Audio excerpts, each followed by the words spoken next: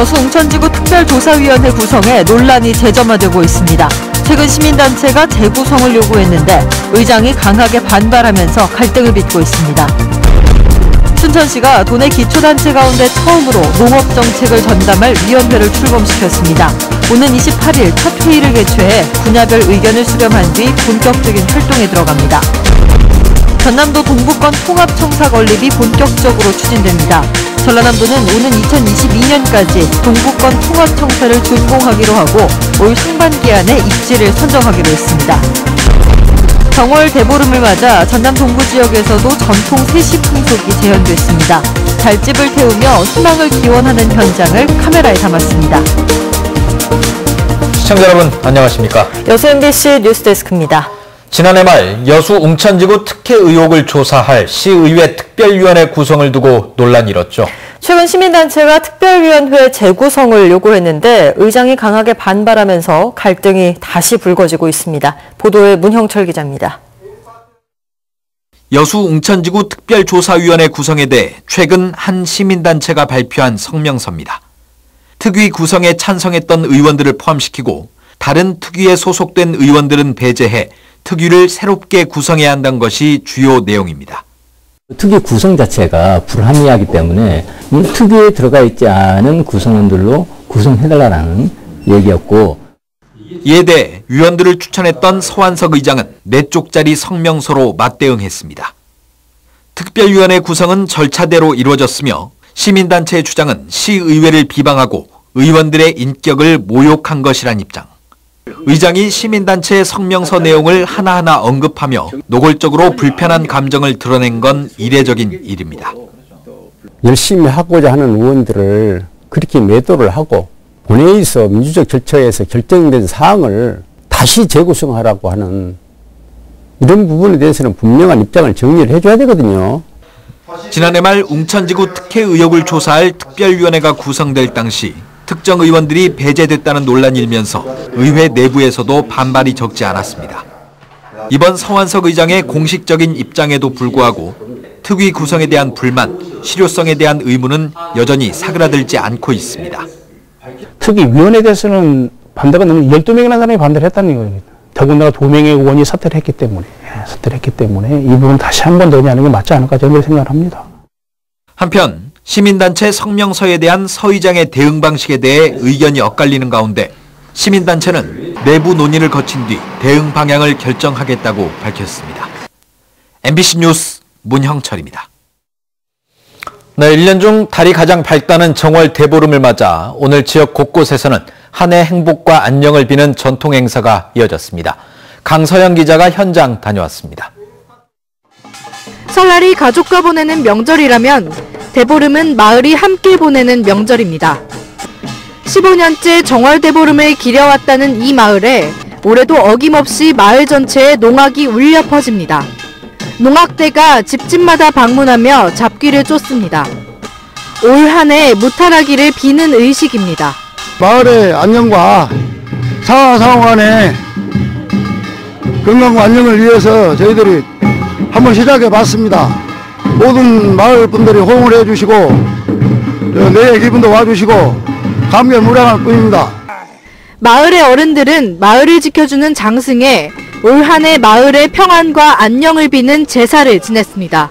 금년에도 모든 애군을 불러 태워 하늘 높이 날려 보내시고 농사도 대풍년을 해주시고 어느덧 해가 저물고 밝고 둥근 달이 구름 사이로 떠오르면 대나무 가지로 엮은 거대한 달집도 모습을 드러냅니다. 불이 붙은 지 오래지 않아 마을 주민들의 소망을 담은 달집은 세상 모든 어둠을 삼킬 듯 타오릅니다. 주민들은 타오르는 달집을 바라보며 저마다의 소원을 빌었습니다. 마을 어르신들의 건강과 장수를 바라고 어려운 여건 속에 행사를 준비해 주신 청년 회원들에게도 참 고생했다는 말을 적었습니다. 정월 대보름인 오늘 크게 떠오른 달만큼이나 마을은 풍요로운 하루를 보냈습니다. MBC 뉴스 강서영입니다. 전라남도가 오는 2022년까지 동부권 통합청사를 준공하기로 하고 올 상반기 안에 입지 선정을 마치겠다고 밝혔습니다. 전라남도는 전남 동부 지역의 행정 서비스 공간뿐 아니라 소통과 문화 공간의 역할을 하게 될 동부권 통합청사를 건립하기 위해 여수시와 순천시, 광양시 등 3개 시로부터 청사 후보지를 추천받아 올 상반기 안에 입지를 선정하고 내년 하반기에는 신청사 건립에 들어갈 계획이라고 밝혔습니다. 전라남도는 또 지방자치법이 개정되면 제2행정부지사를 동부권에 상주하도록 하겠다며 통합청사 건립에 맞춰 동부청사의 기능을 보강하겠다고 덧붙였습니다. 3.1운동 100주년을 맞아 고흥읍교회와 소록도교회가 한국기독교 역사사적지 제11호와 12호로 각각 지정됐습니다. 고흥부는 이들 교회들이 일제강점기부터 군부 독재 시절까지 인권 탄압과 종교적 탄압에 굴하지 않고 목회자들과 성도들이 신앙을 지켜낸 결과물로 높이 평가됐으며 3.1운동 100주년을 맞아 사적지로 지정돼 그 의미가 크다고 밝혔습니다.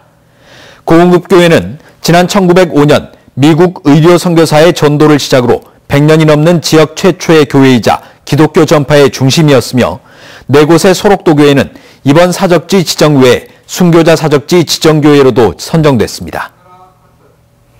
농민들의 의견을 토대로 농업정책을 추진할 공식기구가 순천에서 출범했습니다. 도내 기초단체 가운데 첫 위원회라는 상징성과 맞물려 다양한 요구를 효율적으로 수용할지도 관심을 모으고 있습니다. 김종수 기자입니다. 농업의 공익적 가치 실현을 위해 의미 있는 첫걸음이 시작됐습니다. 도내 기초단체 가운데 처음으로 순천에서 구성된 이번 위원회는 말 그대로 소통에 방점을 찍고 있습니다. 이번에 구성된 위원회에는 모두 40여 명이 참여하고 있습니다. 도농복합도시의 특성을 담아내기 위해 각 분야에서 선출된 위원들의 의견을 토대로 정책 자문에 나서게 됩니다. 올해 허석시장이 농정혁신을 토대로 굵직한 농업정책 추진을 예고한 만큼 위원회의 역할도 주목받을 수밖에 없습니다. 각계각층 위원을 구성해서 자체회의를 거치고 또 의견 수렴도 하고 농업 관련 부서에 정책 제안을 하도록 하겠습니다. 집행부와 머리를 맞대게 될 의회 역시 농민들의 삶의 질 개선을 위한 쟁걸음에 나섰습니다. 농촌발전특별위원회를 구성해 운영하고 있는 의회는 농민들의 의견이 위원회에 효율적으로 반영되도록 현장 활동을 강화하겠다는 것. 탁상 이런 행정보다는 농민들이 정말 진짜로 바랄 수 있는 게 그리고 정말 삶을 나서 귀농 기촌을 할 수 있는 그러한 계기도 될 수 있다 그런 생각이 들거든요. 위원회 출범에 맞춰 농민들 역시 체감할 수 있는 정책 마련을 기대하고 있습니다. 특히 지난해부터 공론화 과정을 거쳐온 농민수당의 현실화 여부도 빼놓을 수 없습니다. 허석시장의 공약이란 상징성 외에도 위원회를 통해 액수와 방식 등이 논의될 거로 보이기 때문입니다. 영농비가 너무 많이 들어가요. 영농수당을 지급함으로 해서 우리가 어떻게 말하면 마중물이라 할까 이렇게 그것이 매체가 돼서 우리 영농비에 활용할 수 있다. 이에 맞춰 위원회는 오늘 28일 첫 회의를 시작으로 공식 활동에 들어가 농업 발전의 새로운 틀을 짤 계획입니다.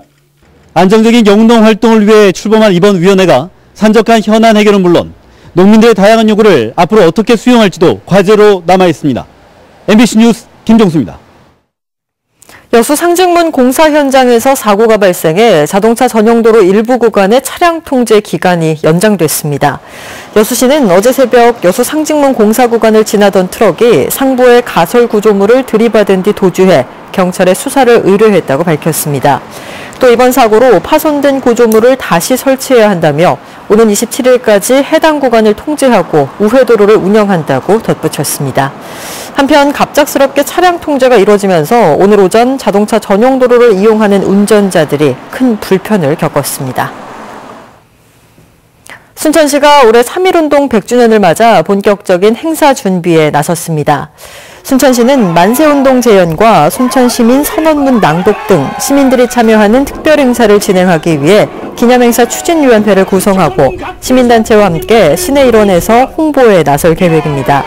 특히 3.1절 당일 남원에서 순천까지 이어지는 자전거 행렬을 통해 독립선언서를 전달할 예정이라며 시민들의 관심을 당부했습니다. 전국의 축구 명문고가 참가하는 제21회 백운기 전국 고등학교 축구대회가 개막했습니다. 대한축구협회와 광양시체육회가 공동 주최하는 광양 배궁기 축구대회는 오늘 광양 공설운동장에서 열린 서울 공고와 영생고의 개막전으로 막을 올렸습니다. 이번 대회는 전국 35개 팀이 참가하며 다음 달 2일엔 대회 우승팀을 가리는 결승전이 열릴 예정입니다.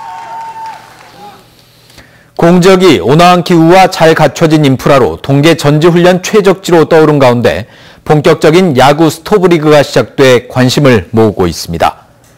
고흥군에 따르면 오늘 도하 베이스볼 파크에서 야구 스토브리그 개막식을 시작으로 대학교와 고등학교 등 13개 팀이 다음 달 초까지 실전 게임에 들어갔으며 이 기간 동안 전국의 야구 스카우터들이 고흥을 찾을 것으로 예상됩니다. 고흥지역에서는 이미 지난달부터 중등부 축구 스토브리그가 개막해 16개 팀 646명의 선수가 참여하고 있으며 올해 이 같은 전지훈련팀 유치로 30억 원 이상의 경제적 파급 효과가 기대됩니다. 전남 지역 공공운수노조 택시지부가 출범했습니다. 민주노총 공공운수노조 택시지부는 오늘 광양시청 앞에서 출범식을 갖고 격일제 근무 폐지와 사업주의 불법 휴업 처벌, 택시 월급제 시행을 요구하고 나섰습니다. 택시지부는 또 저임금, 장시간 노동을 유발하는 산업금제를 즉시 폐지하고 법 제정 이후 유명무실하게 되어버린 택시 월급제를 다시 조명해 노동 환경을 개선하기 위한 전면 투쟁에 돌입하겠다고 밝혔습니다. 고흥군이 지난해 발굴돼 다른 지역에 보관 중인 목항아리 분청 사기 2점을 분청문화박물관에 이관 전시하기로 했습니다. 고흥군은 지난해 지역에서 발견된 매장문화재 가운데 국가기속 조치돼 국립나주문화재연구소에 있는 단경호 2점을 인수해 분청문화박물관 1층 수장고에 보관하고 앞으로 학술 연구와 전시에 활용할 계획이라고 밝혔습니다. 고흥군은 이에 따라 내일 유물 운반 전용 차량을 이용해 분청문화박물관으로 옮기고 국가기속 유물자료 축적과 전시자료 활용 방안을 적극 강구한다는 계획입니다. 광양시가 저소득층의 집수리 지원을 대폭 확대합니다. 광양시는 다음 달부터 기초생활보장수급자의 주거 안정을 위해 집수리 지원을 대폭 확대하기로 하고 지난해 59세대 2억 7천여만 원에 그쳤던 사업비를 늘려 올해는 120세대에 모두 7억 원을 지원할 계획입니다. 사업 대상은 기준 중위소득 44% 이하인 자가주택 소유자로 가구 규모와 소득 인정액, 주택 노후도 등을 종합적으로 조사해 선정됩니다.